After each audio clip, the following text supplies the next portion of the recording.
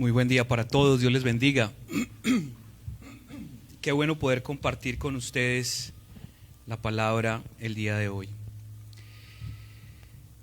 ¿Cómo reaccionamos cuando la vida no sale como la esperábamos?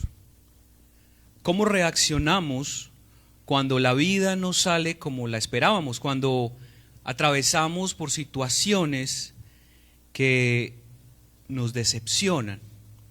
Situaciones que tal vez como seres humanos son parte de nuestra vida, pero que lastimosamente no podemos cambiar.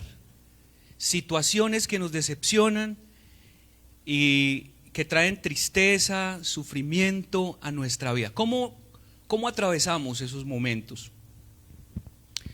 Un matrimonio que no le dio la felicidad que usted pensaba, tal vez. Un negocio que se convirtió en una carga en vez de un alivio económico. Una carrera que no llegó a ser tan satisfactoria y lucrativa como usted pensaba. Una expectativa frente a un empleo soñado o un ascenso esperado que no se cumplió y tal vez no se cumplirá prontamente. Un hijo en el cual usted puso sus esperanzas, pero ha tomado caminos equivocados. La vida a veces trae momentos de decepción. Nos sentimos decepcionados y sufrimos por este tipo de circunstancias y situaciones. Por esto lloramos, nos enojamos, dejamos de comer, enfrentamos ese tipo de situaciones de diferentes maneras. La decepción viene cuando tenemos altas expectativas que no se cumplen. Tenemos altas expectativas frente a una persona, frente a la pareja, a los amigos, un negocio, la vida. Esperamos mucho y recibimos poco. Tal vez se ha sentido usted en esta situación, tal vez en algún momento de su vida ha atravesado por una situación así o lo está viviendo. Soñamos con alcanzar grandes logros, pero solo alcanzamos cosas mínimas. Puede ser que allí llegue la decepción y el sufrimiento. ¿Qué podemos hacer cuando la vida nos decepciona y viene el sufrimiento? ¿Cómo podemos vivir con la decepción? ¿Qué nos puede ayudar a superar estos momentos de sufrimiento y tristeza? En el Antiguo Testamento hay un relato que me ha parecido que está conectado un poco con el tema de la decepción frente a la vida y frente al sufrimiento. Y quiero que lo leamos, quiero que vayamos al primer libro de Samuel, capítulo 1, versículo 1 en adelante. Primer libro de Samuel, primero de Samuel, capítulo 1, versos 1 al 18. Dice la palabra del Señor en la Nueva Versión Internacional. En la tierra de Efraín había un hombre sufita de Ramatayim, su nombre era Elcana, hijo de Jeroán, hijo de Eliú, hijo de Tohu, hijo de Suf, efrainita. Elcana tenía dos esposas, una de ellas se llamaba Ana y la otra Penina. Esta tenía hijos, pero Ana no tenía ninguno. Cada año Elcana salía de su pueblo para adorar al Señor Todopoderoso y ofrecerle sacrificios en Silo, donde Ofni y Finés, los dos hijos de Elí, que oficiaban como sacerdotes del Señor. Cuando llegaba el día de ofrecer su sacrificio, Elcana solía darle a Penina y a todas sus hijas e hijas la porción que les correspondía, pero a Ana le daba una porción especial, pues la amaba a pesar de que el Señor la había hecho estéril. Penina, su rival, solía atormentarla para que se enojara, ya que el Señor la había hecho estéril. Cada año cuando iba a la casa del Señor sucedía lo mismo. Penina la atormentaba hasta que Ana se ponía a llorar y no quería comer. Entonces Elcana, su esposo, le decía: Ana, ¿por qué lloras? ¿Por qué no comes? ¿Por qué estás resentida? ¿Acaso no soy yo para ti mejor que 10 hijos? Una vez, estando en Silo, Ana se levantó después de la comida y a la vista del sacerdote Elí, que estaba sentado en su silla junto a la puerta del santuario del Señor, con gran angustia comenzó a orar al Señor y a llorar desconsoladamente.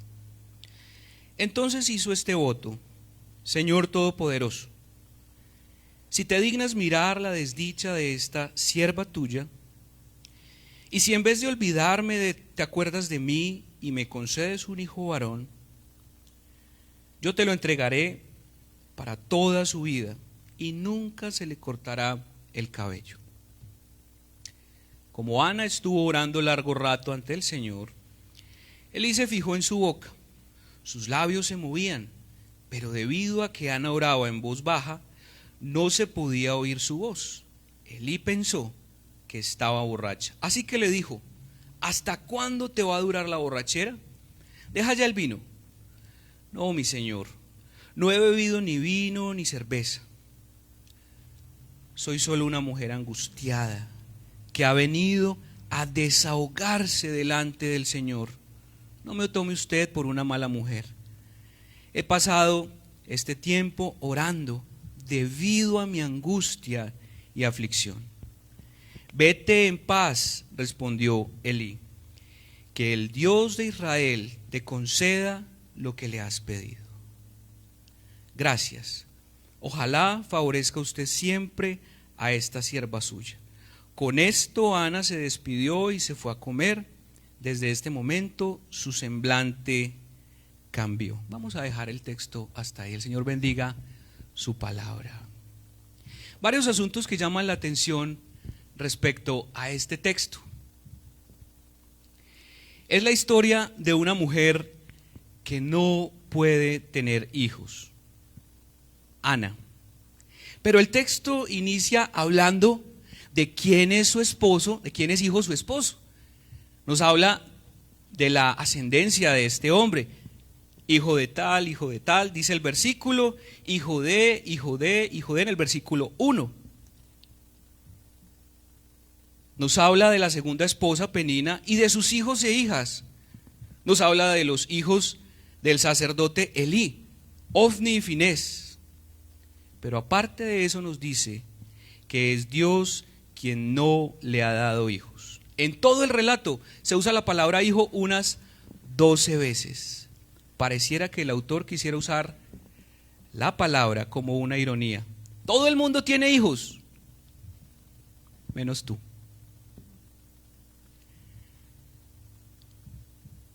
Cada año las familias debían ir a ofrecer sacrificios por el pecado y ofrendas de paz. Uno de los rituales consistía en ofrecer al Señor una ofrenda. Una parte era quemada y el resto lo comía la familia. Esa era la porción que pertenecía al Señor. Pero Él los invitaba a comer y a regocijarse con Él. Cada año iban en familia y festejaban en Silo. El Cana era quien repartía la comida. A Penina le daba la porción de ella y a sus hijos, y a Ana una doble porción, porque la amaba. Para Ana, esa celebración era un recordatorio de su esterilidad. Y aparte de todo, nos dice el texto que Penina, la otra mujer de Elcana, le recordaba en la cara que ella no podía tener hijos. Y un día se le llenó la copa y Ana decidió no comer. En este texto vemos una historia un poco triste y, como dije al principio, de decepción frente a una situación específica de la vida. En un contexto en el que los hijos son primordiales, en el que los hijos se consideran una bendición de parte de Dios, que son parte también de la fuerza de trabajo de una familia, esta mujer no puede darle hijos a su esposo. Hay una frustración grande, un sentido de decepción, de tristeza y un sufrimiento que el mismo texto nos refleja, que la lleva a una amargura, a una tristeza profunda. Yo no sé si usted ha pasado por situaciones así en la vida. Yo no sé si usted ha pasado por situaciones en las que de pronto se siente decepcionado de la vida. Y ese sufrimiento viene a su día a día.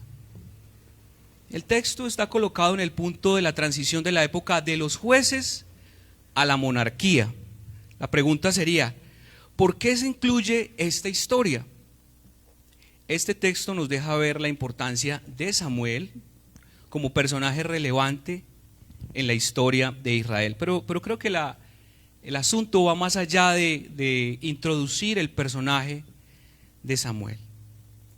En medio de la historia de grandes reyes, magnas batallas, ciudades sitiadas, conquistadas, se inserta el relato de una mujer que sufre porque no tiene un hijo. La historia de una mujer a la que la vida la ha decepcionado y que sufre por eso. Para ella la vida no tenía sentido mientras fuera estéril. Ana vivía irritada, enojada, triste, lloraba y no comía, con amargura y aflicción de espíritu. Y parece que nada la hacía feliz, ni siquiera el amor de su esposo, que la amaba incondicionalmente. Yo creo que este texto, aparte de introducir el personaje de Samuel, nos recuerda a un Dios que se preocupa por los pobres y oprimidos. Un Dios que da relevancia a lo que para muchos puede ser un asunto trivial, básico, aparentemente sin sentido. Un Dios que se ocupa de los sufrimientos más elementales y básicos del ser humano.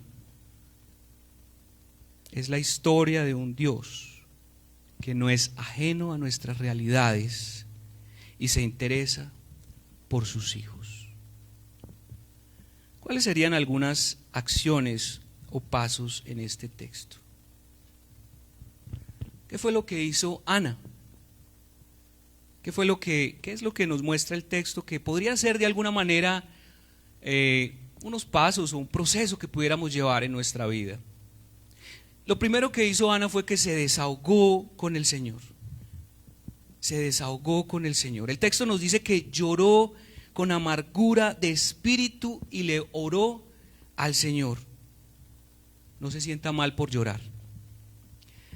Aunque parezca algo sencillo a los ojos de otros, su situación, eso que a usted le duele, que lo decepciona, que lo hace sufrir, es digno de llorar, de lamentar delante del Señor.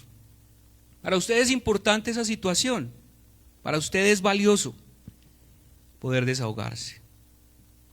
No llore por todo, pero tampoco se vuelva insensible ante sus vivencias.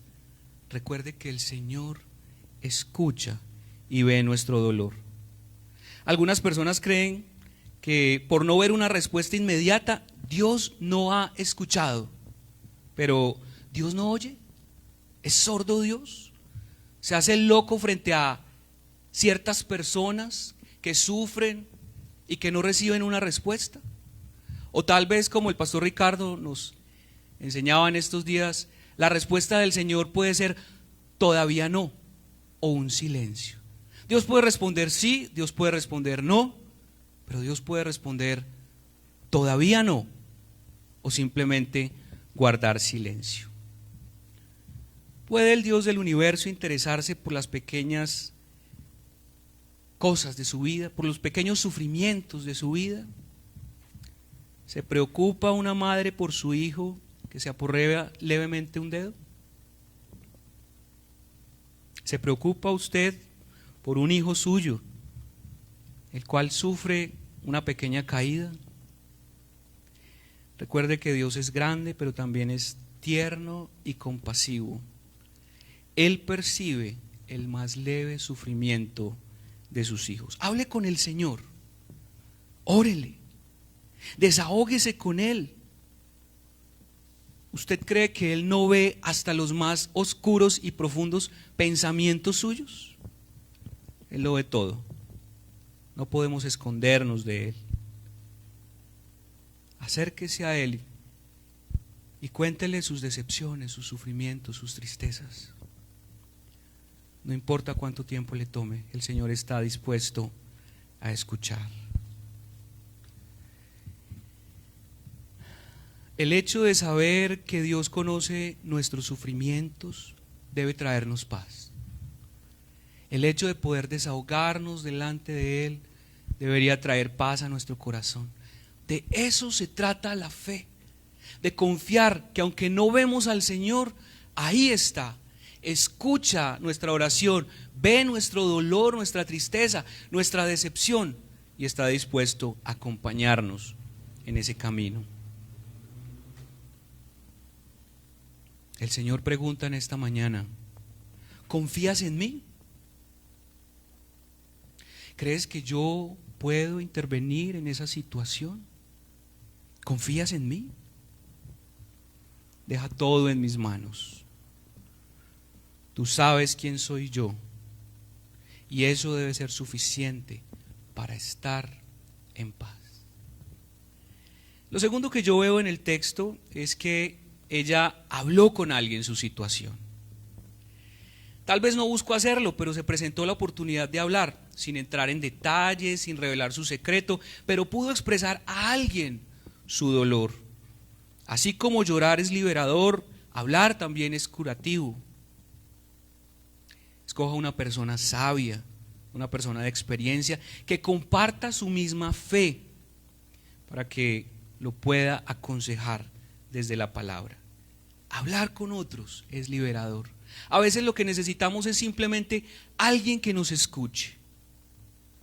Yo no sé quiénes son sus amigos, pero hay amigos que no son buenos consejeros ni buenos confidentes.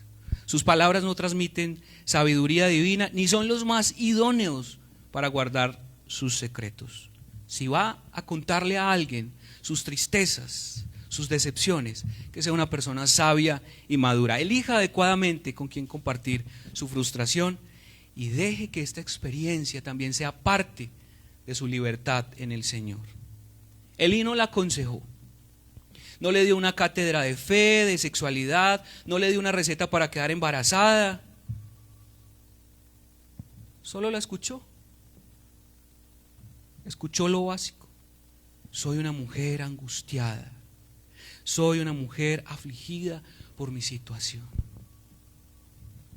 Y Elí simplemente le dice: mujer, ve en paz y que el Dios de Israel te conceda tu petición. Pero esa palabra no significaba que sí le sería concedido su deseo, porque él no lo sabía. Significaba que ya estaba en las manos de Dios, que esa petición ya estaba en las manos de Dios. Es casi como si le dijera: hija, que el Señor haga su voluntad sobre ti. Ve en paz. Ve en paz, descansa en el Señor. Y en tercer lugar, yo veo que ella siguió adelante. Se limpió las lágrimas, se levantó, comió, se fortaleció y siguió adelante. No se quedó rumiando su descontento, su dolor, su amargura. Algunas veces tropezamos y nos caemos, y al levantarnos recogemos la piedra y la cargamos y la llevamos a todos lados. ¿Está entendiendo lo que le estoy diciendo? Hay situaciones en nuestra vida de tristeza, de dolor, de amargura, de decepción, con las cuales cargamos todos los días. Y salimos a la calle: ay, que no se me olvide, ¿dónde la dejé? Y la echamos en el bolso. Cargamos la tristeza, cargamos la decepción y la llevamos a todos lados. Que no se me olvide empacar mi dolor, que no se me olvide empacar mi tristeza y mi desilusión, porque es que eso es lo que me caracteriza. Tal vez usted no lo diga de una manera consciente, pero yo creo que en el fondo del corazón eso es lo que muchas veces sucede. Cargamos con nuestras tristezas, nuestras decepciones. La Biblia dice que hay tiempo para todo. Creo que llega el momento en el que debemos luchar por superar la decepción de la vida y seguir adelante. Yo lo decía en una reflexión hace poco: no es solo cuestión de aguantar la vida. No se trata de aguantar, el que más aguante los sufrimientos, las decepciones. Se trata de decidir seguir adelante y disfrutar la vida. Sí, es verdad, ha dolido, es triste, es decepcionante, pero hay que seguir adelante. Hay que confiar en Dios. Hay que disfrutar del resto de las cosas que como seres humanos podemos tener, que Dios nos ha colocado en nuestras manos. Ella decidió seguir su camino, fortalecerse con el alimento y no estar más triste. Ya se había desahogado y había recibido nuevas fuerzas. Creo que son unos pasos muy básicos. Orar al Señor y llorar delante de Él. Compartir con alguien su tristeza. En la matemática de Dios, las alegrías compartidas se multiplican y las tristezas se dividen. Cuando compartimos nuestras tristezas con otros, son más llevaderas. Algunas reflexiones como conclusión a la exposición del día de hoy. Dios nos susurra en las alegrías, pero nos grita en nuestros sufrimientos. Levanta su voz en medio de nuestros sufrimientos para llamar nuestra atención a Él. El sufrimiento y la decepción nunca carece de sentido para los hijos de Dios, pues dice la palabra que a los que lo amamos, todas las cosas nos ayudan a bien. A aquellos que hemos sido llamados conforme a sus propósitos. Quizás usted no sepa por qué está viviendo esta decepción, esta tristeza.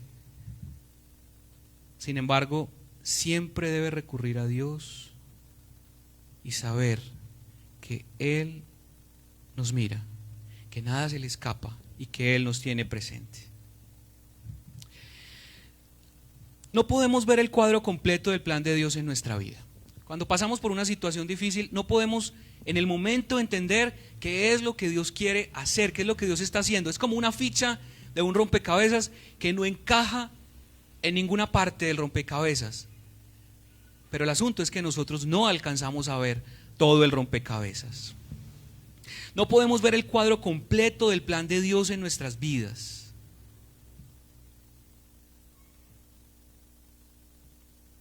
Nunca podríamos ver el cuadro completo como lo ve el Señor. Ana no podía ver el cuadro completo que leemos nosotros hoy en día. Ella no podía ver lo que sucedió en Israel con su hijo años después. Ella no lo podía ver en el momento. Pero nosotros podemos leer la historia completa y entender que ese sufrimiento, esa tristeza tenía un propósito.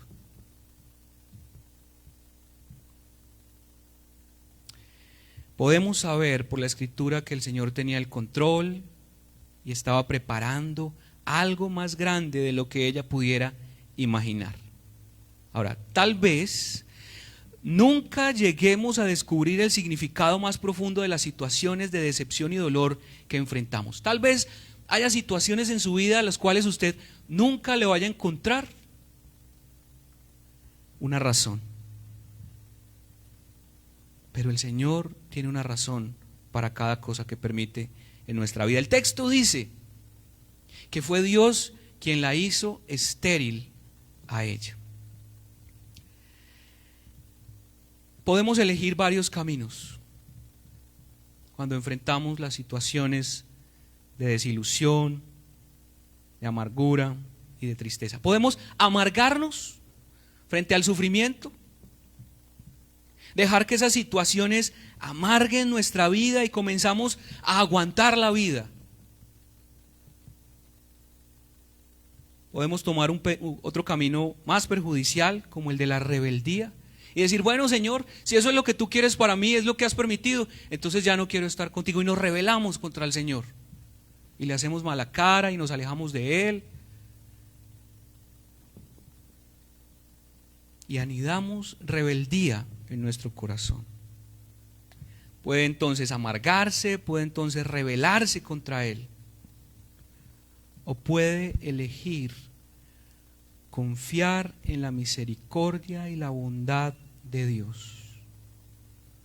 creer que Dios es bueno. Usted puede elegir confiar en la misericordia y la bondad de Dios, creer que Dios es bueno siempre. Dígase a usted mismo: no soy Dios, pero el Señor sí lo es. No conozco todas las variables, Señor, pero tú sí las conoces. No sé en qué beneficia esto mi vida, pero elijo confiar en que tú sí sabes que es lo mejor para mí. Tú eres bueno, tú siempre eres bueno. Ese puede ser el camino que usted tome y elija frente a esas situaciones de la vida. ¿Qué va a elegir? ¿Cuál va a ser el camino que va a tomar? ¿El de la amargura? ¿El de la rebeldía?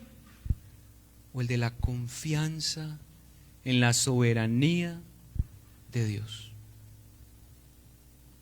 Yo quiero que oremos en esta mañana. Vamos a cerrar nuestros ojos y vamos a orar.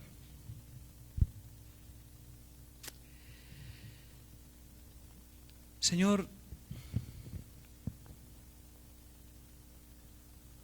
a veces cargamos nuestras decepciones. La vida nos decepciona de muchas maneras. Y esas decepciones nos hacen sufrir, entristecernos, andar cabizbajos.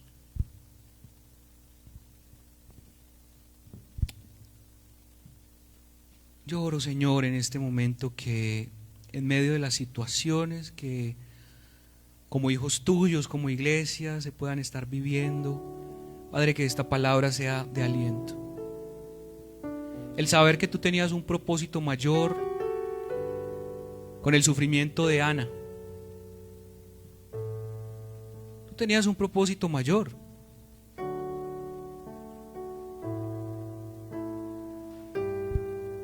Que el saber esa verdad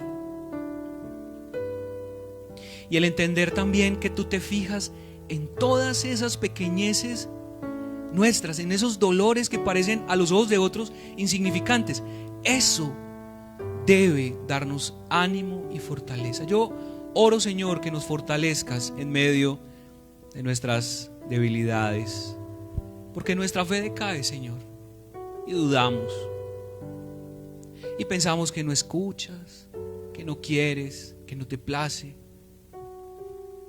Pero tú tienes un propósito mayor y tú te muestras a nosotros en medio de esas situaciones. Gracias, Señor.